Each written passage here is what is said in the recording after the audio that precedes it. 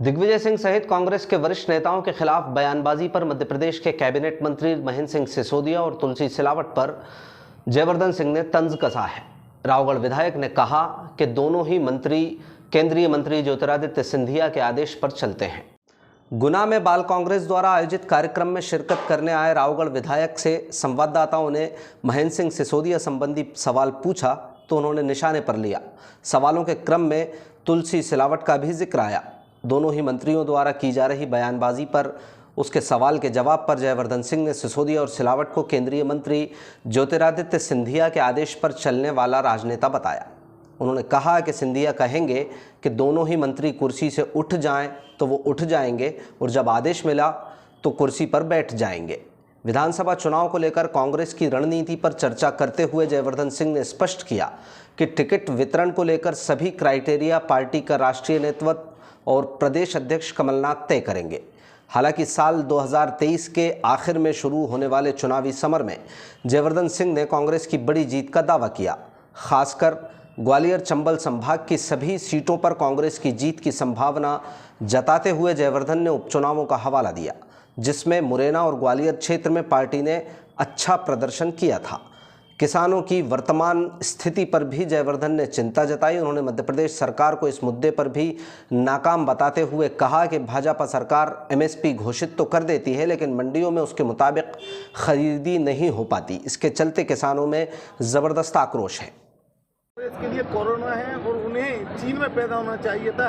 इसी तरह पंचायत मंत्री महेंद्र सिसोदिया ने भी कहा है कि वो भारत लायक नहीं, पाकिस्तान लायक है। ये जो बेचारे महेंद्र सिसोदिया जी हैं, तुलसी भैया हैं, ये तो क्या है कि हम सब जानते हैं, ये चलते हैं महल के आदेश पर। अब महाराज कहेंगे तुलसी उठो तो उठ जाएंगे वो, महाराज कहेंगे तुलसी बैठो तो तुलसी सिलावट जी बैठ जाएंगे। ऐसे ही अगर सिंधिया जी कहेंगे महेंद्र उठो तो बेचारे हमारे पंचायत मंत्री उठ जाएंगे। तो इनको क्या ट्रेनिंग मिलती है कि जो सिंधिया जी का तो वो करो। उनको ना मतलब है भाजपा से, ना मतलब है कांग्रेस से। जो वो कहेंगे सिंधिया जी वो करेंगे ये लोग।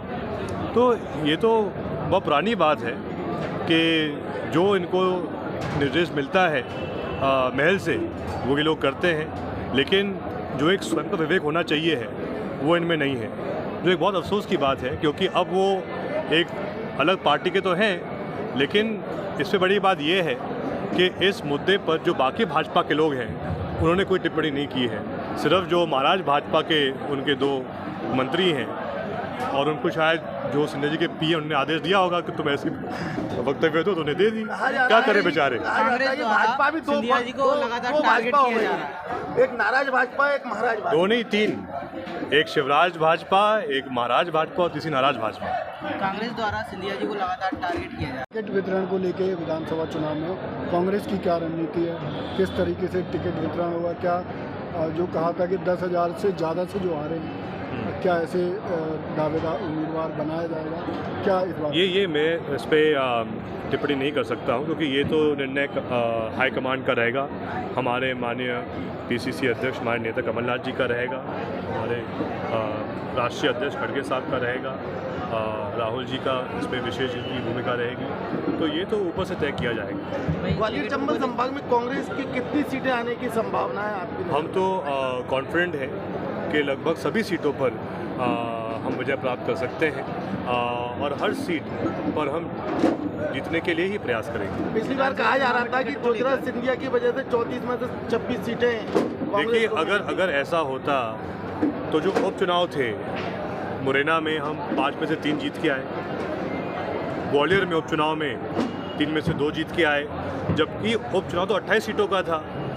पूरा प्रशासनिक हमला उनके पास था, भाजपा के पास, फिर भी ऐसा परिणाम आया हमको मुरैना ग्वालियर में। तो आप सोचिए, जब आम चुनाव होंगे तो जो भाजपा के नेता है वो नहीं छुप पाएंगे प्रशासन के पीछे, वो नहीं छुप पाएंगे पुलिस के पीछे, वो नहीं छुप पाएंगे उनके धनबल के पीछे। तो उस समय तो एक लेवल प्लेइंग फील्ड रहेगी, तो बहुत अच्छे परिणाम आएंगे कांग्रेस पार्टी के। बमौरी में कहा है कि मध्य प्रदेश में किसानों की आय दोगुनी हो चुकी है। बड़ी विडम्बना है, क्योंकि किसान जो सिर्फ प्रदेश के नहीं पूरे देश के हर मंडी में कह रहे हैं, हर कस्बे में कह रहे हैं कि पिछले 9 सालों से जब से सरकार भाजपा की इस देश में रही है, तो जो किसान की लागत है वो 2 से 3 गुना हो चुकी है और जो किसान की आय है वो तो आधी हो चुकी है।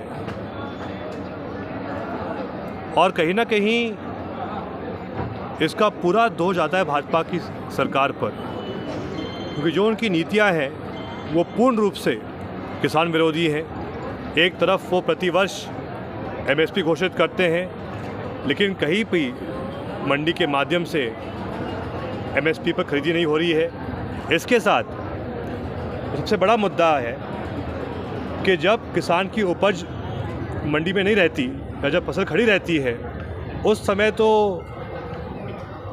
उदाहरण के लिए गेहूं के दाम 3000 पहुंच जाते हैं, लेकिन जैसे ही किसान मंडी में पहुंचता है या जब उसकी फसल तैयार हो जाती है तो वही दाम गेहूं के 1800 पे पहुंच जाते हैं। तो कहीं ना कहीं जो एक दायित्व सरकार का रहता है, जिसके माध्यम से फसल के दाम का नियंत्रण हो, वही सरकार नहीं कर पा रही है, जिसके कारण आज किसान में आक्रोश भरा पड़ा है। चुनाव आने वाले हैं, वही भाजपा